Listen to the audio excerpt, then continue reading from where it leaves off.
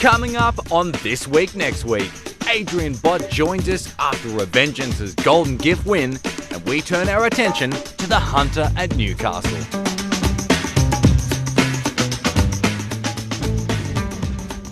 Hello, I'm Ray Thomas and welcome to This Week Next Week. Of course, a terrific meeting at Rose Hill last Saturday, the Golden Gift and the Five Diamonds. But the Carnival Caravan, it might have ended in Sydney, but it rolls on. Chantelle Buckley joining me. Corey Brown is away. We're off to Newcastle this weekend. 173 nominations for the meeting at large. 27 for the Hunter. There's the Spring Stakes, the Beaufort and the Max Lees Classics. A terrific race day. It is. The Hunter, our feature race up there. It's shaping up to be an unbelievable race. There's some really nice horses heading up there, and then ones that'll progress on to bigger and better things later on. But that's one hell of a race, and great to see so many nominations. I actually haven't been to a Hunter for a couple of years. I've been away at this time of year, so great race, looking forward to getting back up there. I've been several years ago, but it'll be nice to get back to Newcastle. Get there early, because it gets packed out pretty quick. I know, it's unbelievable. There's no parking spots or anything. We literally have to park a few kilometres away. Exactly. Well, Chantelle, the Sydney Spring Carnival did end with a bang, so to speak, at Rose Hill last Saturday, particularly for Tulloch Lodge. Gai Waterhouse and Adrian Bott trained the Golden Gift winner, Revengeance, who was very impressive, and Adrian Bott joins us this evening on This Week Next Week. Adrian, good evening. Good evening, Ray. Congratulations again, your third consecutive Golden Gift, and with a pretty talented colt. His name is Revengeance, and he looked very, very professional there on Saturday, Adrian. Yeah, he showed a great deal of improvement off his initial run in the Breeders' Plate.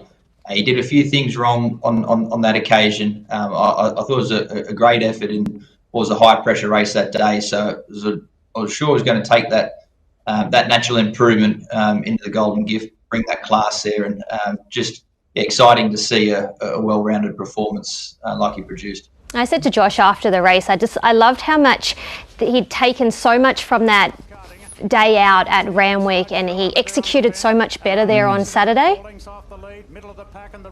Yeah, he was, in fairness, going into the Breeders' Plate, it was one of the colts of ours that was sort of on the quickest upward spiral, I would say. Maybe that race just came a little bit too soon for him, or even just the way that the race eventually unfolded. It just had him a little bit out of his comfort zone. He was a little bit reactive when the eventual winner came past him quite quickly.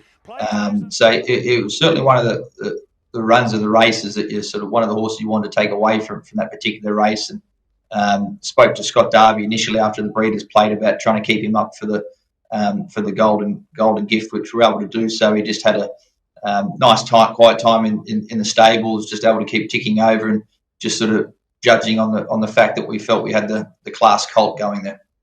And that's not easy to do, is it, Adrian? 5 weeks between runs with a 2-year-old in his first prep off a Breeders' Plate run, but you did it 2 years ago with North England, so the blueprint was there, and Revengeance, I thought, was probably even more impressive than North England was last year winning the Golden Gift.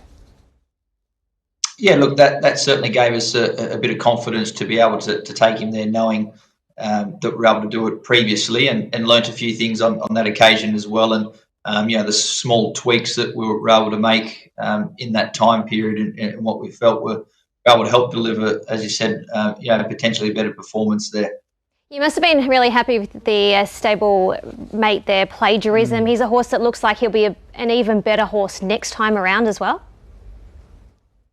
Yeah, he's a fantastic type. Not easy to do what he did on debut. He had the wide draw to contend with, but he's got amazing tactical speed. He's able to offset that relatively easy. Travelled great throughout the run, and I was really impressed with the way he quickened off the back of that. He was there for a long way, so thought there was plenty of merit to that at his first time of asking. He'll go out for a nice, well-deserved break now. That prize money takes him well on the way to being qualified for the Slipper as well. So he'll get his opportunity through the autumn also. Yeah, and of course Revengeance is the first horse to qualify for the Golden Slipper next year, and also Plagiarism, as you said, along that path as well. Both raced by Scott Darby's Derby Racing, who you've had a lot of success with over the years, Adrian. And gee, they get it so right, don't they, with their yearling selections. It is no fluke that they continually find these good horses. Yeah, they've got an amazing team around them in the selection of their horses and the management of their horses, and obviously Scott's the key person to manage and hold all that together, and he's fantastic to deal with. Scott fills you with a lot of confidence in the way you sort of want to prepare and target the horses, and importantly, they starts off with the selection in providing some nice early running types, and that was certainly what Scott wanted to achieve with a couple of horses that he sent with us in trying to have a few early runners, which we've been able to do for him this initial stage. Exactly. So Revengeance and Plagiarism, first and third in the Golden Gift to the Spelling Paddocks. Now, have you had to think about how you might get both 2-year-olds to the Golden Slipper in autumn? No, not just yet. Obviously, still a bit to happen between sort of now and then. We'll just give them their sort of final checkovers before they head out to the paddock and just assess them there, and then see what we feel is going to be the best lead up and the best potential way to bring them through next campaign. In terms of your 2-year-olds, where do these two fit in? Have you got some that we haven't seen before that are showing above average ability, or are these two kind of at the top of the list at the moment? Oh, look, I do think there's always the potential for a few to come through that may not have quite put their hand up just yet, or sort of may not have been to the races for one reason or another, just whether it be a slight temperature or shin soreness or one of those little things along the way through that prevented them from getting there. But I would say the majority of the horses have sort of naturally been able to get themselves there already. They're going to be the main ones that we'll be focusing on throughout the autumn. Yeah, so much promise to look forward to with those 2-year-olds, but at the other end of the spectrum, so to speak, earlier in the week was Melbourne Cup Day and Vauban ran for you in the Melbourne Cup. He was terrific running sixth. It was his third attempt at the Cup. It's the closest he's finished, Adrian, and he came off an indifferent run in the Caulfield Cup, but he was much better at Flemington. Yeah, he was really proud of him, the way he was able to finish off that race. I thought he was very, very brave. He wasn't sort of able to match the acceleration, turn of foot of the winner there. He just sort of probably got a little bit further back in the run than expected. He got a little bit of interference there early, and sort of just made it a bit difficult for him to make up the closing ground there when needed. But I still thought his run was full of merit. He had an excellent campaign whilst he wasn't winning. But I still think it sets him up for a nice autumn. There's still plenty of nice racing left in him. I'm just thinking an obvious target for you, Adrian, would be a race like the Tancred Stakes. I keep thinking back to the autumn when he debuted for your stable and won the Sky High over 1900 at Rosehill. He was outstanding that day, so he seems to go well fresh, maybe second up into a Tancred. He'll be hard to beat. Yeah, he was excellent in the Tancred last year. Sort of a little bit unlucky there on the occasions. So there are some lovely races that he could target through. Whether last year we probably made the mistake of dropping back to a Queen Elizabeth when we could have pushed on to a Sydney Cup. So whether we sort of look to do something like that going through to the Cup this year or next year, we'll just see how that plays out in the initial stages. I noticed something different about him this preparation. He was just a lot more settled, relaxed. Once upon a time, he got himself so worked up and he'd be a sweating mess in the yard. But this time around, is it something that he's shown at home that he's doing differently, or is he just matured? Look, he seems just a really happy horse. He's enjoying the routine and his time here, his training, and hopefully his sort of racing as well. But no doubt that first preparation when he was here, it was still a lot of hard work to sort of get him to where we wanted to. And I think just obviously having had that campaign, it all just started to fall into place. And, we did plenty of work that first time around, but second preparation, we didn't have to do anything out of the ordinary with him. And he was able just to sort of really be accepting of it. And, as I said, I think he was just sort of really comfortable and happy and confident in his new surroundings. And what about Sedelius, Adrian? He won the Underwood, he won the Turnbull. Of course, circumstances prevent him going on to a Cox Plate in the Melbourne Cup, but no doubt there's some unfinished business for this Wait for Age star. And is he well, and will we see him in autumn?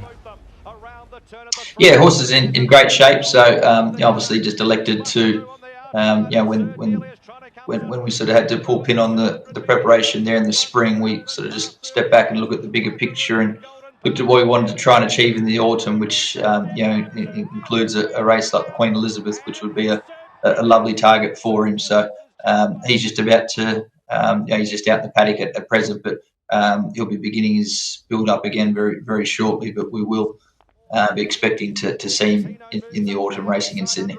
Was it somewhat frustrating for you and Gay and the connections with the circumstances that surrounded him not being able to continue to race down there, or did you understand it? Did they explain it well enough to you?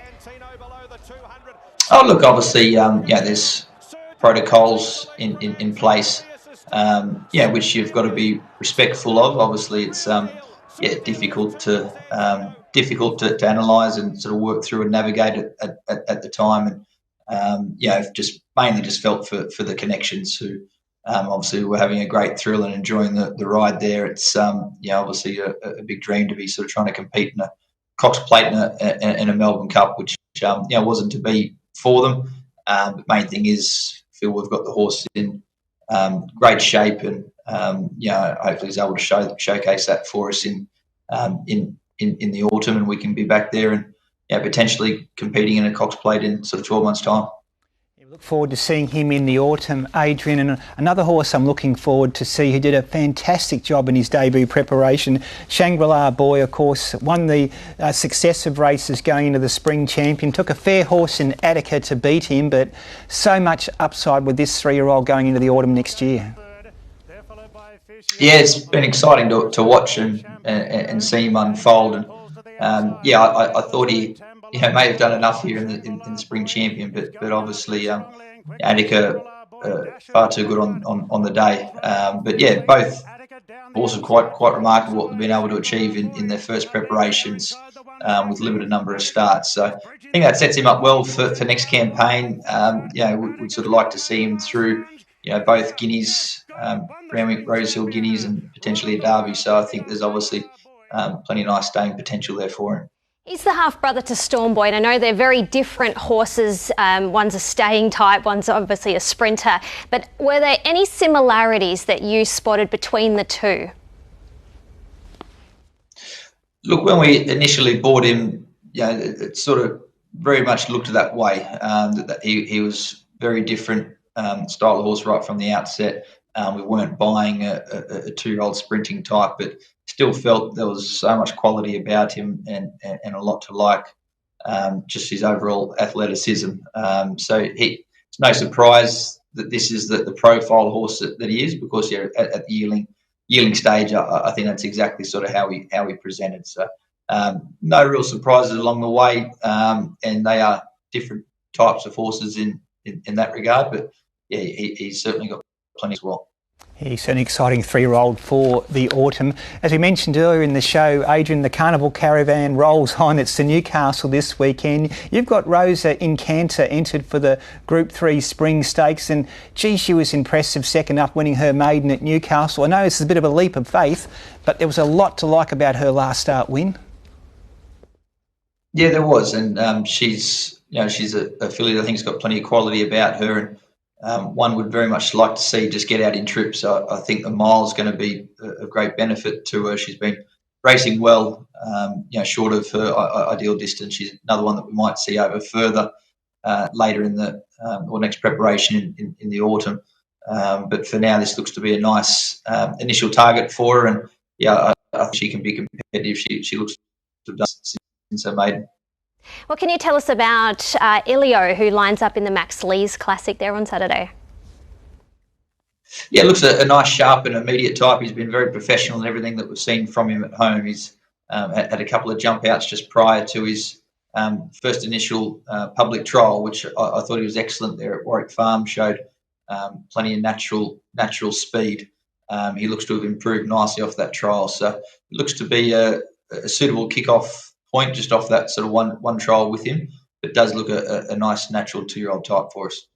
And that Max Lees Classic's got a history of throwing nice 2-year-olds, so we'll be looking forward to seeing what Elio does on Saturday, as well as Rosa in Canter in the Spring Stakes. Adrian, congratulations again for the spring the stable has had, particularly with the win of Revengeance in the Golden Gift, and the very best of luck at Newcastle and going forward for the rest of the season. Appreciate it. Thank you, Ray. Thanks, Chantelle. There's Adrian Bott from Tulloch Lodge, and their ability to produce 2-year-olds, and you made that mention earlier about Revengeance, the improvement he made from his first start to his second start, the professionalism he showed under pressure. At Randwick, Incognito went straight past him. He almost got lost, didn't know what to do.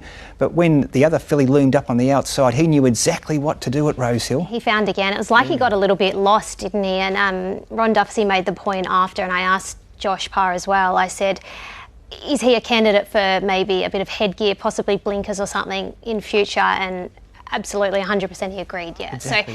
So he he still doesn't know what it's all about, but you just noticed there on debut in the Breeders, he executed okay, but then he just came out and he was such a different horse. He was able to put himself up there on speed, and he was really, really good. So don't be wrong, the second filly, I don't mind her. Spicy Miss, she'd only had one trial leading into that, and I thought she served it up to him for a while. His race fitness got him over the line, but if she'd had maybe a run into that, she might have beaten him. And I thought Plagiarism's effort to run third after crossing from the wide barrier, did it at both ends, I thought was really good on debut. He's very immature looking, he looks like he's got a lot of furnishing to come, but he was great to stick on there because he ran along at a decent pace. The third successive Golden Gift for Tulloch Lodge, with Revengeance looking so impressive there last Saturday. Here's the Hot Danish Stakes, and another terrific training performance here by Gerald Ryan and Sterling Alexio. Arctic Glamour first up from a spell. There was talk of sending her to start at the end of the Brisbane campaign, but Gerald and Sterling said no, there's more big race wins in store.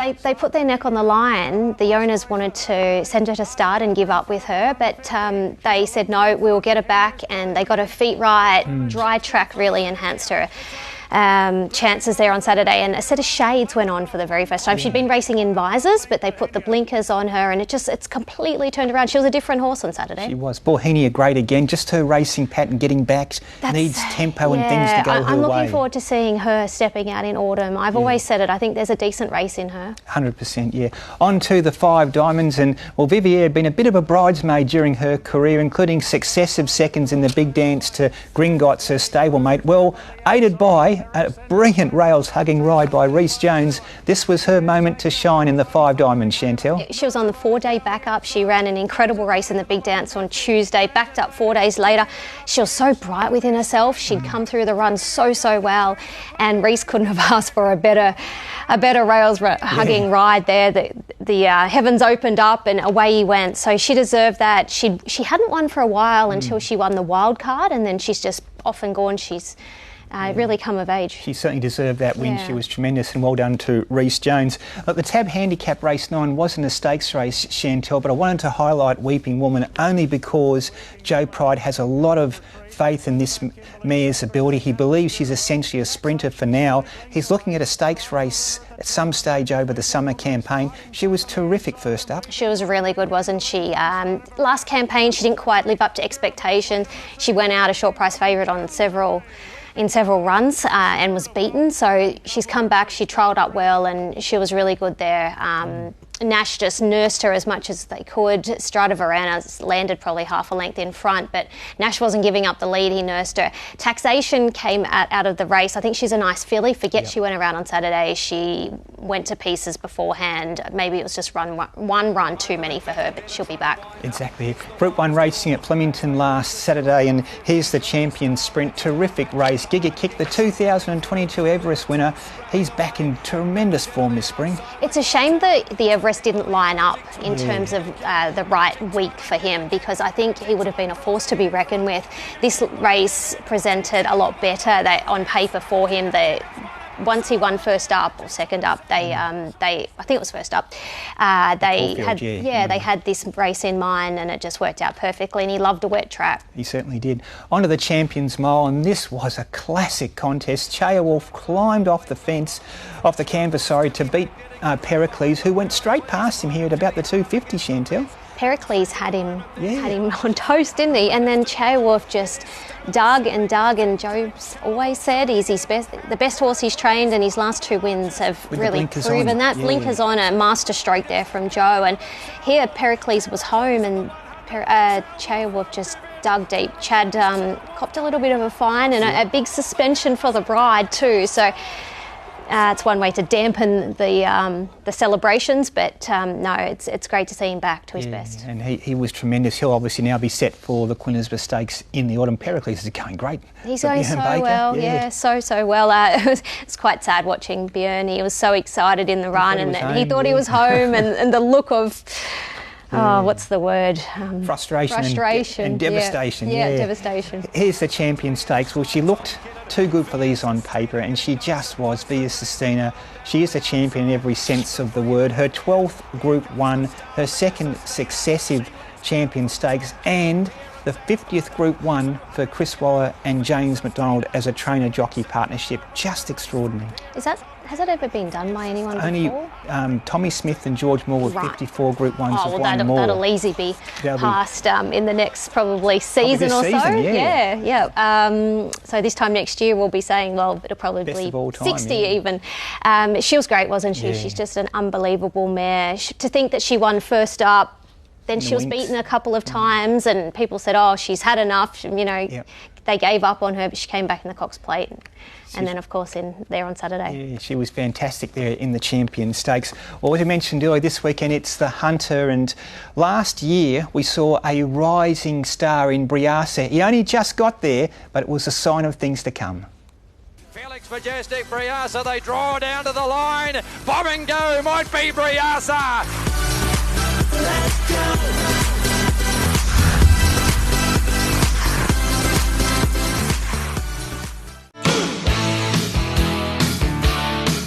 Coal Crusher is running an almighty race in the lead. He's 3-4 lengths in front. Marzu trying hard. King of Sparta late. 100 metres to go though. Coal Crusher is still the leader. What a performance. Coal Crusher has run them off the legs and won the Newcastle Herald Hunter.